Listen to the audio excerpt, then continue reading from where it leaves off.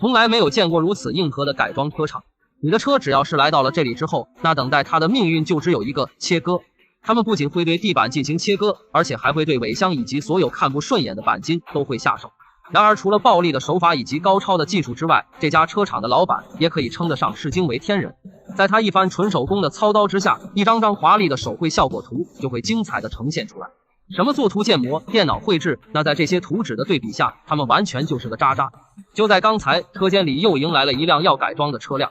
这是一辆1964年的庞蒂亚克暴风雨，对比起同年的 GTO 来说，它则要更加的罕见。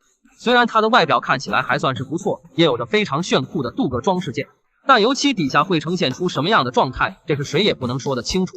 而且在打开了机盖之后，它还缺少着一台用来咆哮的发动机。因此对于这次的改装，车主的想法就是大马力、可靠性以及保持经典的风格。虽然车辆最终会成为日常的家庭用车，但他依然还是希望戴夫能将这辆暴风雨打造到干净整洁，可以参加车展的状态。明白了车主的想法后，戴夫也开始设计起了效果图。对于这辆始祖级别的肌肉车，首先他要做的就是打造全新的饰条，并将它们放回原位。这样一来，整辆车就可以在保留原厂的风格同时，还能变得更加的平滑顺畅。之后再对前后的保险杠也进行调整，不仅要去除原有的牌照区域，还要将它们变得更加的紧致利落，并且它还要调整车身的高度，重塑车身的线条，让这辆暴风雨既能凸显出来肌肉车的特点，还能拥有着完美的车身姿态。色彩的选择上，这次它会搭配一款深红色的车漆颜色，并装上一组拉力赛的专用轮胎，最后再安装上一台能爆发出450匹马力的发动机。他的想法就是让这辆车既能有着非常炫酷的外观，同时还能有着非常强劲的动力。来到车间，在完成了喷砂的工作之后，此时车辆的状态也显现了出来。如果用一个词去形容的话，那就是非常的糟糕。瞧瞧这些严重的锈迹腐蚀，再看看这些垃圾的焊缝拼接，可以说就以这样的状态，它好像更适合去报废厂。因此他们接下来要做的就是先对车辆的内部进行加固，之后再对所有被腐蚀过的钣金进行一片一片的更换。由于车厢的地板与尾箱并不是一个整体，这就得需要先对它进行裁切。等装好了副厂的全新地板，接下来要动手的就是尾箱了。只是随着地板的掉落，更多的问题也在此刻显现了出来。看到锈迹已经顺着地板延伸到了侧面的叶子板上，这让一向自信的戴夫也不禁地泛起头来。 At this point, I'm not 100% convinced that this car is worth repairing. 只是话虽然是这样说，可该做的工作还是要做的。师傅们会先对生锈的地方进行切除，之后再用全新的板件标记出来所要固定的位置。由于切除的地方刚好与车身的线条形成了重叠，所以在完成了初步的焊接之后，他们还必须要用锤子将衔接的地方敲击到完美。而这也正是作为一辆定制车改造的基本要求，保持简洁，保持完美。你见过如此疯狂的改造行为吗？原本这是一辆非常漂亮的庞蒂亚克，可来到这家改装厂之后，它却是被切掉了包括地板在内的所有的内部结构。不仅如此，他们还对后面的叶子板以及车头和尾部的部分也进行了重建。然而比这更疯狂的是，他们原本给这辆车搭配的就是一台有着480匹马力的发动机。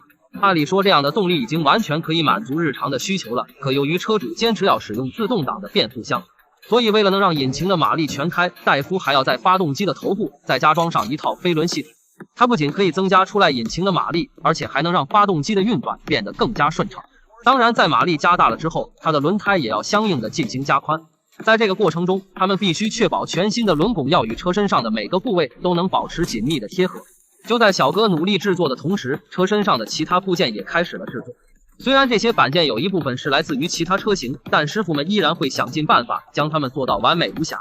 尤其是在保险杠的制作上，为了能达到戴夫所要求的干净完美，他们会先进行切割，将两边各去除2公分的距离。之后为了能顺利的将它安装在车上，他们还要再对固定保险杠的叶子板进行下手。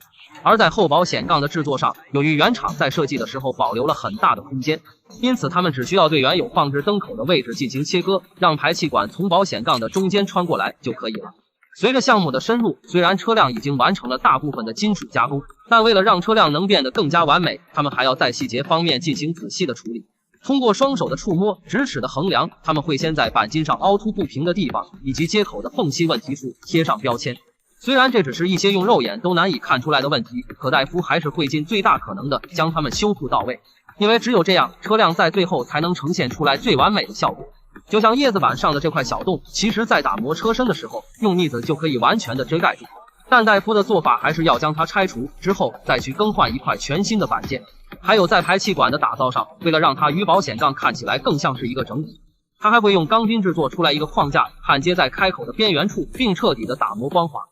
等将所有的细节全部处理完了之后，这辆车也终于来到板喷涂的车间了。虽然有了前人的完美制作，这让车身的打磨工作轻松了许多，但为了在打磨的过程中确保钣金不会发生变形，师傅们还会再对钣金相对薄弱的车门进行加固。这是一种会发泡的液体，将它打到车门的缝隙里后，它就会发生膨胀，将空气的地方填满。这样在修理车身的时候，这块钣金就不会因为力量过大而产生出来波纹的形状了。等完成了底漆的喷涂、车身的打磨以及板件的校正，在最终的上漆之前，车辆还会再一次的来到金属加工的车间。相信你一定知道庞蒂亚克这个品牌吧，但这款名为暴风雨的车型你就未必听说过了。在经过了3、4、12、9个月的修复之后，现在他们要对车辆进行最后一次的拆解了。当然，这个拆解是包括拆除车身上每一处可以卸下来的部件，并对它们进行分别的归类打包。之后他们还会把车身固定在一个可以360度旋转的架子上，让这整辆车可以全方位无死角的都能喷得上车漆。另一边，为了搭配好炫酷的车漆颜色，戴夫还喷出来了几种不同的色卡来进行选择。经过了一番对比，最终他选择了这款名为珍珠红的车漆色彩。他相信在经过这样的搭配之后，这辆车一定会成为车展上那颗最亮的星。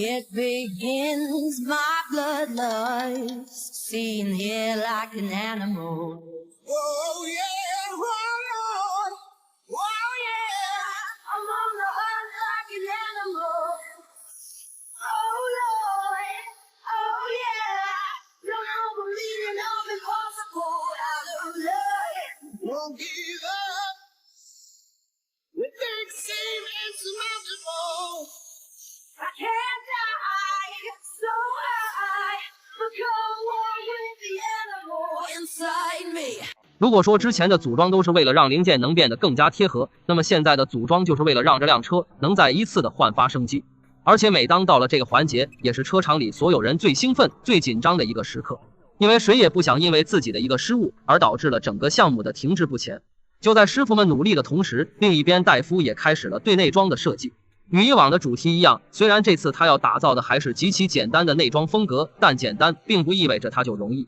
滚边的造型、法式的缝线、独家定制的仪表盘以及整片的皮革顶棚，这些既要做出来原厂的风格状态，同时还要让它充满着个性化的定制。尤其是在打开了车门之后，色彩分明的镀铬饰条、低调内敛的中央扶手，这整个内装一定要与原厂有着明显的差异化。而随着师傅们的制作，戴夫也时不时的会来查看一下项目的进度。Sit in this, will you? This is actually going to be a lot more accurate nowadays than what it used to be.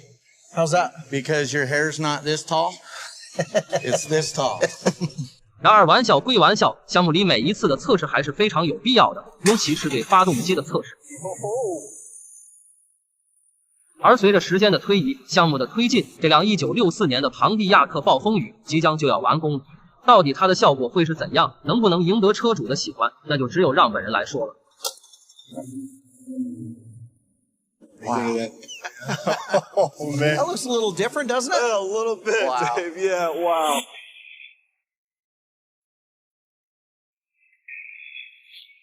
Holy.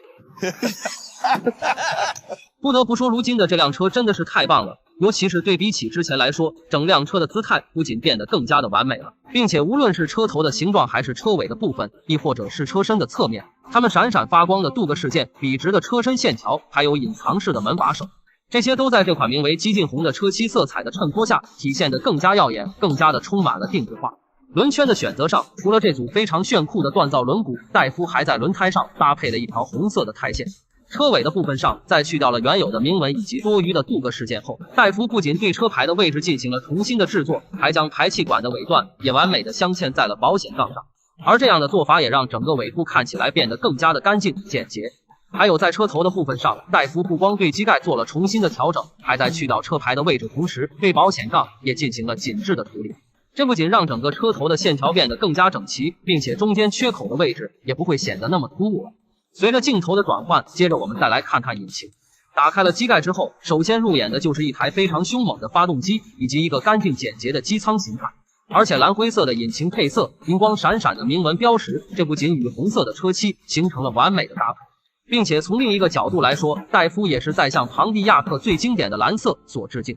还有在这套燃油喷射系统的加持下，这台 LS3 系列的高凸轮引擎也可以爆发出来接近500匹的马力，这也完全能满足了车主想要冲刺一下的感觉了。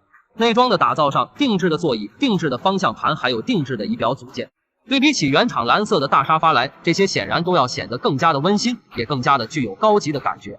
最后，随着车主发动了汽车，再让我们听一下引擎的轰鸣声吧。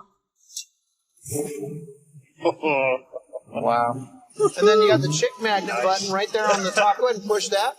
There you go. That's what I'm talking about. Give her a little gas. I think it's best that you don't touch that button. I think that's my favorite button in this car.